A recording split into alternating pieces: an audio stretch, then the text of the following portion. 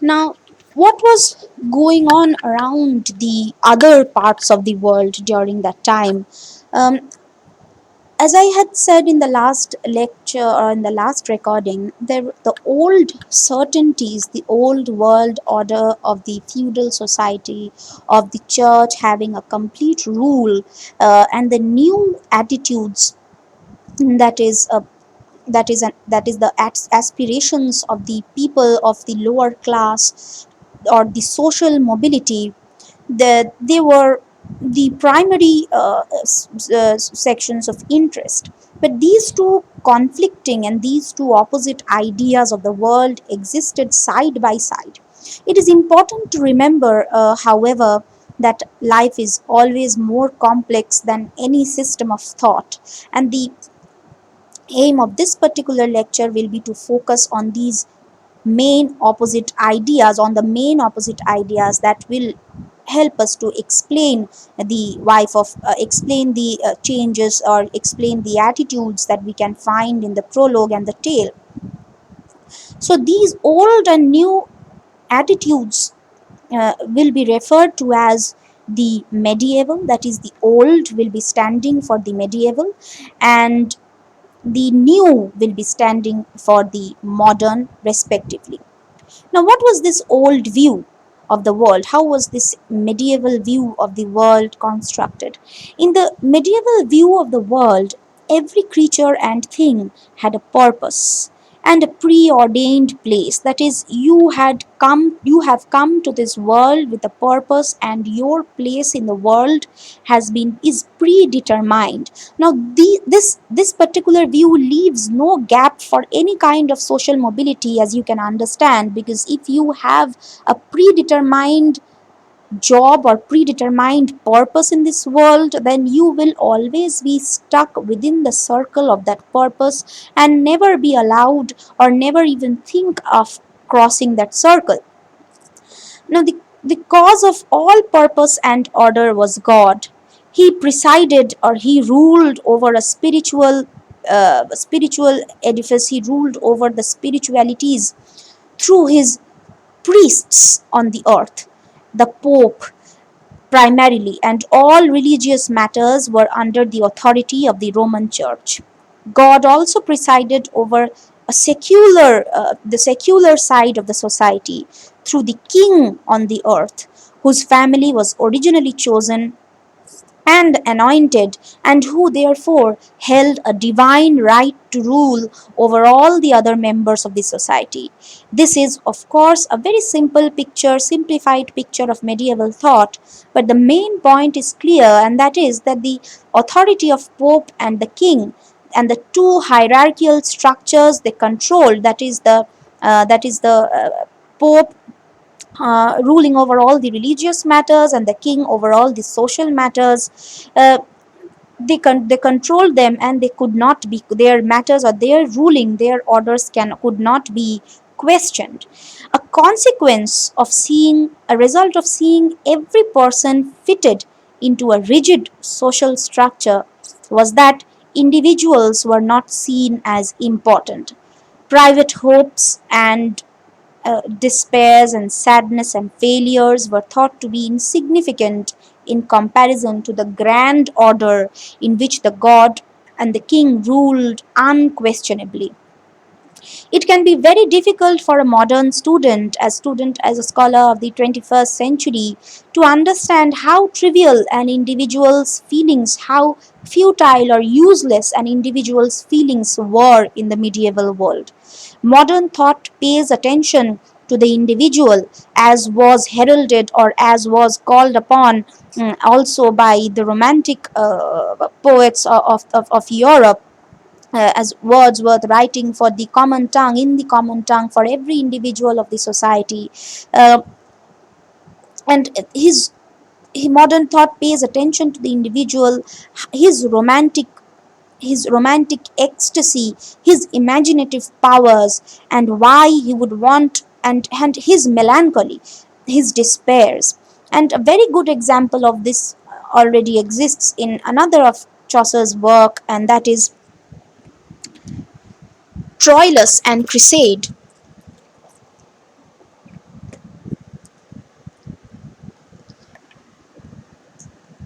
Troilus and Cresside,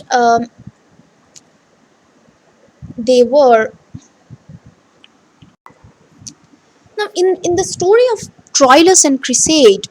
Troilus is uh, occurs the story of Troilus's tragic passion is over.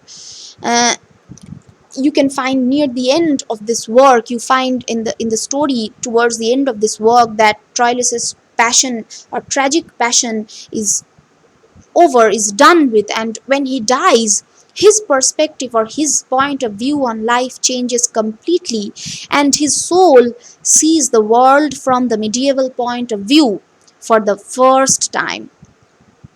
Troilus rises to the stars where he hears sounds full of heavenish melody. Now, this particular point of view, that is viewing the world in a medieval order, in literature, one consequence uh, of this rigid kind of a view of the world was due to, in literature, this was used in order to show a development of characters. People were not eccentric or very unique individuals, as you can find among the characters of Charles Dickens or D.H. Lawrence, for example. Instead, they were described as types, as social types, as being limited to a set of principles and behavior that were very conventional of and they were very homogeneous or equal to all of the behaviors of all of the other people. There was no individualistic quality amongst themselves. They were described as types, and often they had some particular moral significance. An enormously fat man with glittering eyes, for example, would represent the sin of gluttony. Or the character of Piers in William Langland's Piers the Plowman stands for honesty and hard work. Characters like these, who show little individuality and whose importance is in the sins or virtues they represent, are called allegorical. Chaucer's audience would recognize the stock figures from the way they were described. Chaucer often drew on the source of stock figures and characters, or although, as we will see, his character's individuality develops far beyond the limits of contemporary conventions. It develops as we, as scholars in the modern time, so we learn to see these allegories as symbols of development, and therefore so much of studies have occurred regarding Chaucer's work, even though we can very firmly say that the sources of these characters were very much typical and very much conventional stock characters or stock characters that existed during the time of Chaucer.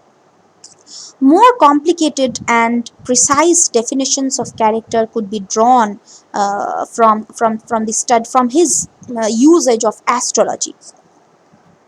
And Chaucer refers to astrology frequently in the Canterbury Tales, and we will discuss the wife of Bath's horoscope in some detail uh, when we analyze the text. A second ready-made system for analyzing characters was medieval medicine. There were thought to be four humors or natural juices in the body. Humors or natural juices,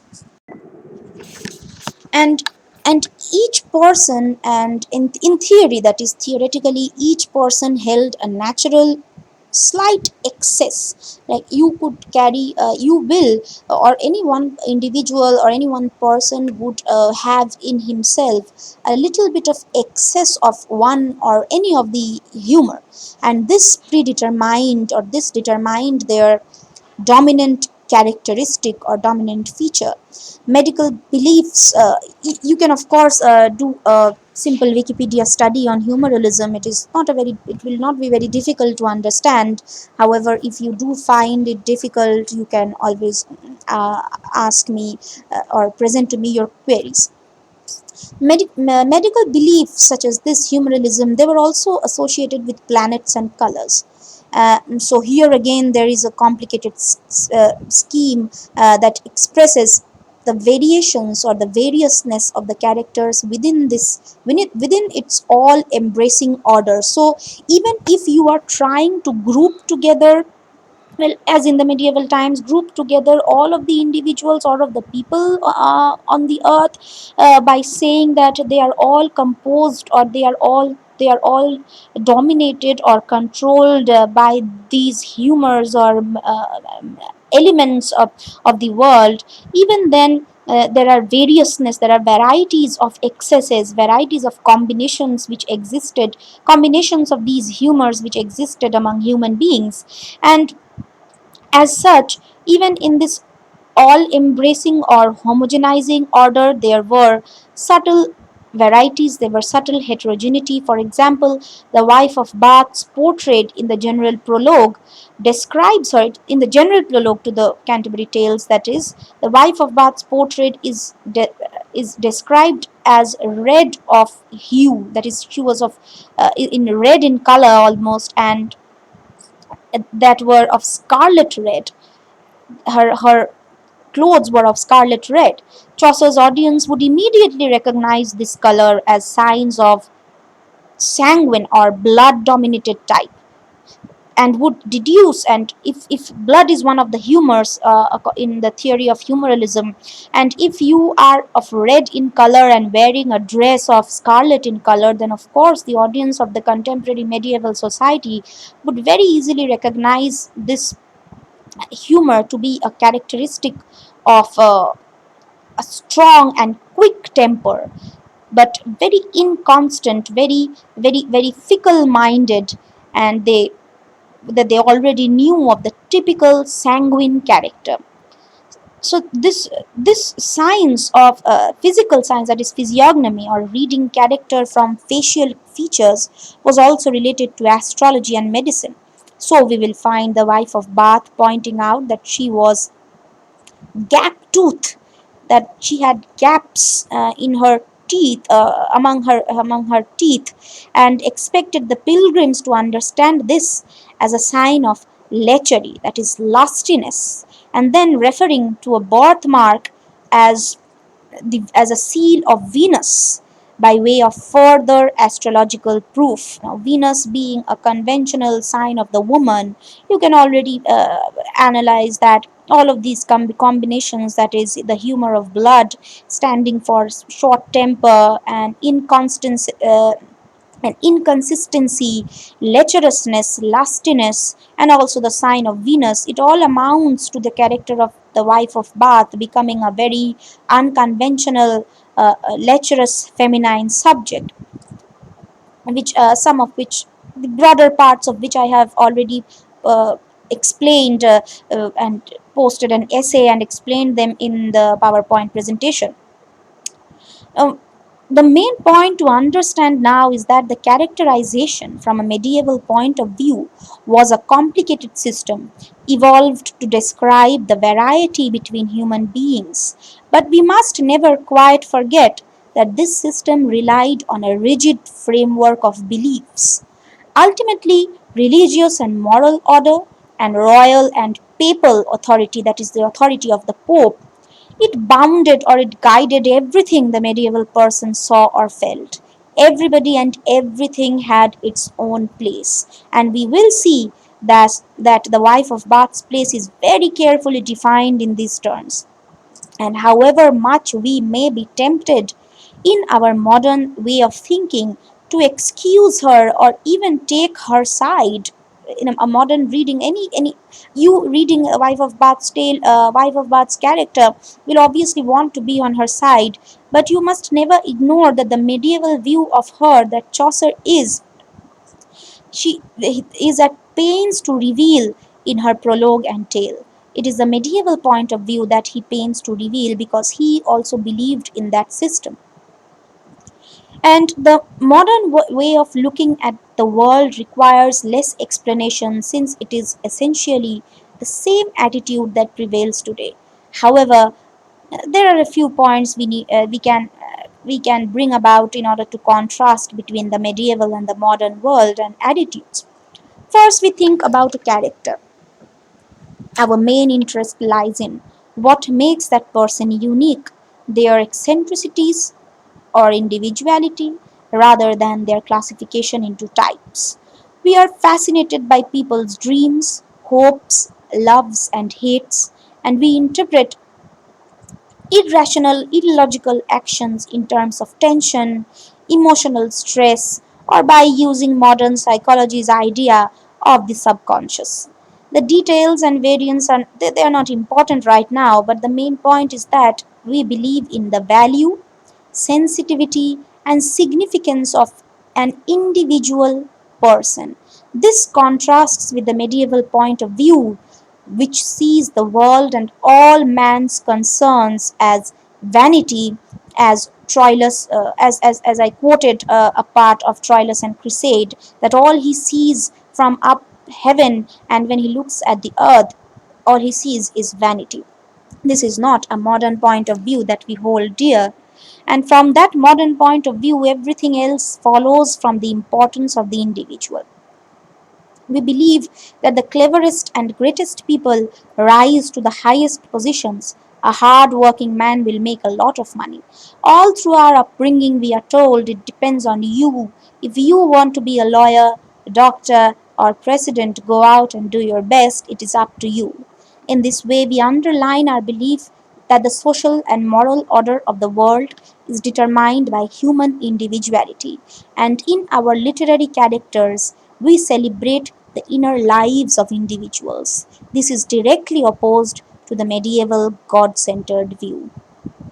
And in seeking to understand Chaucer, we must make an unbiased, we must take, it is important for us to take an unbiased view, of course, an unbiased attitude to these opposing philosophies. We cannot take the side of either of them. We tend to think that a medieval serf, that is a medieval slave, had no idea of equality. It is salutary. It is very common to look at the other side of the question as well. How many modern young people really can go out to become doctors, lawyers, and presidents? This surely is just as much an illusion, a false dream as the medieval beliefs that serfs were born inferior. Chaucer's mind was he was clever enough to see that truth and falsehood in both medieval and modern outlooks. And his originality, his newness, his novelty lies in his ability to blend the elements of both the medieval and the modern worlds and their views together. And in this way he creates a complex reality that provokes us to think, that urges us to think, and does not give very facile or futile or useless answers to the problems of life. It is from this standpoint that sees a much more complicated reality than either a single view could express. So, if you take any single stance, that if you think that you prefer the medieval world order, or if you think that you prefer the modern world order, we cannot appreciate or we cannot understand the wife of Bath's prologue and the tale. We have to keep in our mind both the world orders, both the views that existed during the separated world orders, and that is why how we must achieve or approach the text as well.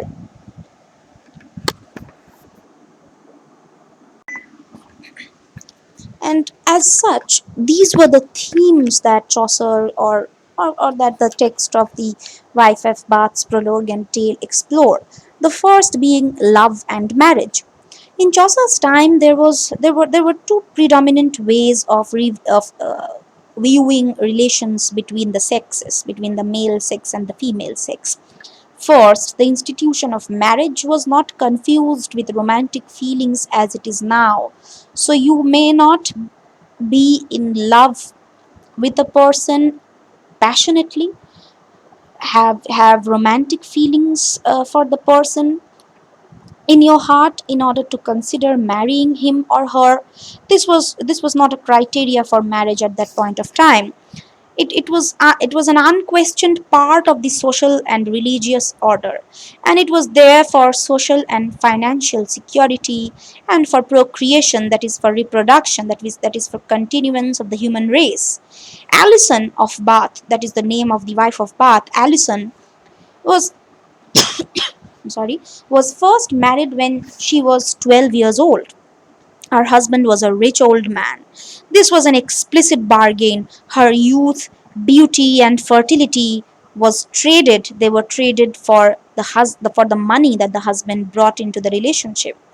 Allison's family would also have taken into account that the groom was likely to die of old age quite quickly. This is very similar to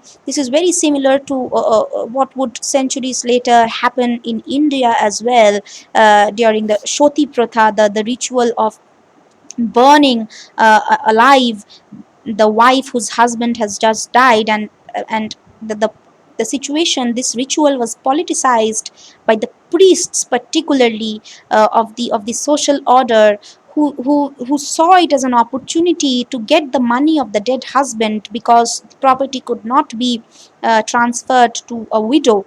Um the widow and the ritual was very cunningly destroyed well, killed the widow, so there would be no one to inherit the property whatsoever, and all the money would go to the priests, in the temple funds, if I can use that phrase, which was not, it was not called so at that point of time, but now we have a phrase for it: the funds for the temple, donations, charities for the temple.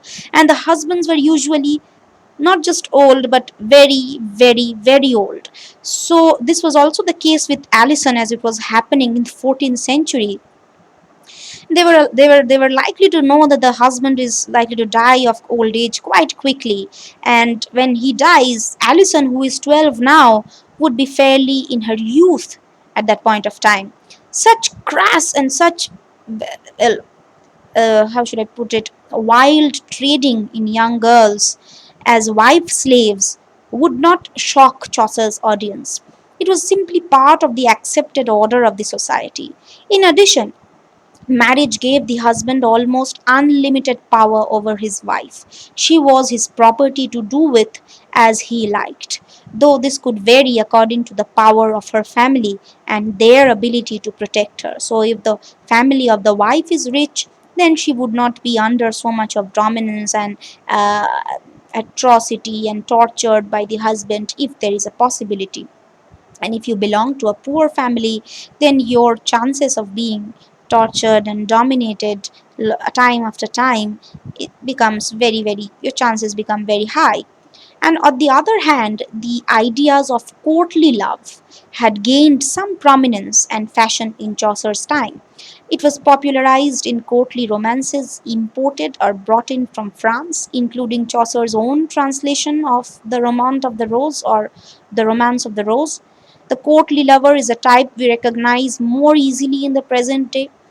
His love for his lady is a kind of adoring worship, as in the Petrarchan sonnets, he feels himself so unworthy that he falls ill, and in theory will die in despair if she does not take pity on him. If she shows pity, he then dares to offer his service and undertakes battles and tasks and duels for her. At this stage, she may begin to feel that he is worthy, and if he shows himself to be loyal and deserving, this may kindle her love, this may give rise to love in her heart, and may make her grant him her favor. Historians still argue about how much influence courtly love had on day to day manners in medieval times. However, the supposed courts of love presided over by Eleanor of Aquitaine and Marie of Champagne in 12th century gained legendary fame, and courtly literature spread and grew. We can distinguish with certain clear clarity modern characteristics in courtly love. First, the individual's emotions are indulged and become more important than life or death. Second, the lover's worship is woman centered.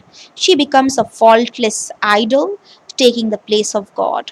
This system also contradicts both the man's authority in marriage, for in courtly love the woman has more authority, and its own idealism.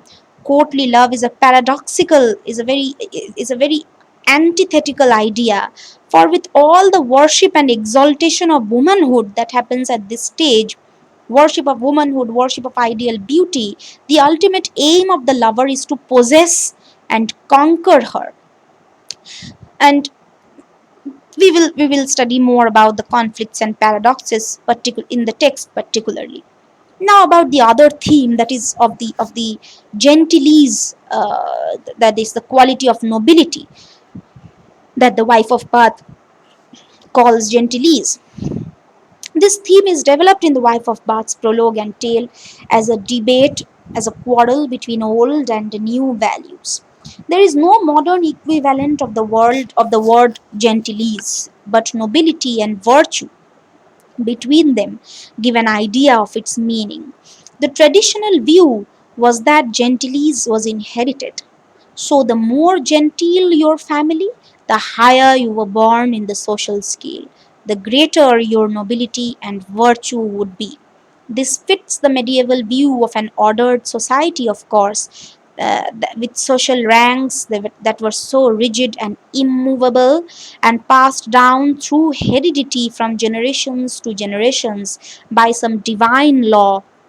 The modern view, argued by the old woman in the wife of Bath's tale, is that gentilese is a quality of noble goodness that people show by living good lives. She argues that gentilese can be found equally among rich and poor, for virtue comes from God, not our parents. Your parents might as well have been criminals in its sense, but you are not bound to be like that. Now can you can bring about a very easy and a very popular example in this, as we know about the very popular movie of Amitabh Bachchan's Diwar, as it was written on his hand that your father, or tera baap chor hai, that your father is a thief, and that implied to the entire or to the all of the villagers that he is automatically a thief. So you see there is a paradox in this value. So if your parents were noble and gentle and pure in its sense, then you are bound to be so. And the opposite is also true. If your parents were criminals, then and is antisocial, then you are bound to be so. Now this leaves no room for improvement, this leaves no room for negotiation, this leaves no room for a chances of becoming better than what your parents apparently were. And Alison, or the wife of Bath, sees this paradox. She says that gentilesse is a matter of your individual virtue, and it exists equally among the rich and poor, because it is not some furniture that you can acquire from your grandparents and then from your parents and so on. You can see how much democratic that this view is, and it fits the attitudes that I've already discussed, and they will be examined in length. The main thing to remember is that as we begin the study of Chaucer is the context of social and religious upheaval in which he wrote. We must seek to understand the medieval worldview as a valid system of established belief and guard against falsifying or falsifying Chaucer's subtle creation by simplifying or just modernizing his characters and ideas.